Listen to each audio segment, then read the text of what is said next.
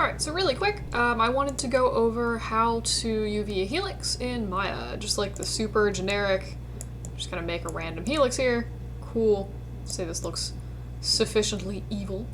And I'm just gonna go ahead and assign this a new random Lambert material with just a crappy checker texture on here so we can see what's happening. Go into shade and view. Alright.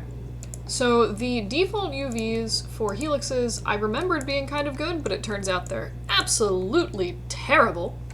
The other thing you want to watch out for with helixes is these n-gons on the end, but I'm not going to worry about that right now. So I think the easiest way to UV a helix, it takes like 5 clicks, apply a planar map, grab an edge somewhere not super obvious on your helix, just go ahead and cut that, boop, and then grab the UV shell and do a modify unfold. And it'll give you this really long, pretty decent looking thing without too much distortion. Again, watch out for whatever the n-gons on the end are doing. I'm sure that's causing some kind of, that's definitely causing a little bit of distortion. But that's easily the easiest way to UV helix that I've found.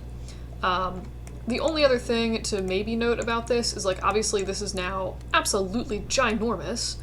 And if you were to go and lay that out within the UV grid, it's going to be a very, very small thing, small UV.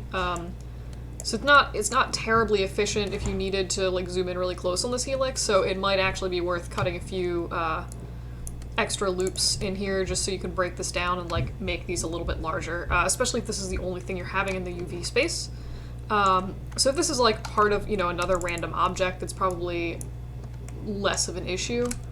But again, if this is like the only thing you're trying to UV, this is a very not great use of the UV space. So what you could do is just sort of cut these. I just did this in a very arbitrary fashion, but now if you do a modify layout, you'll see that these will take up not a fantastic amount more space, but they'll take up a little bit more space and use the UV grid a little bit more efficiently. So it just depends on what you're doing. Again, yeah, but don't be afraid of UVing helixes. They're fairly straightforward.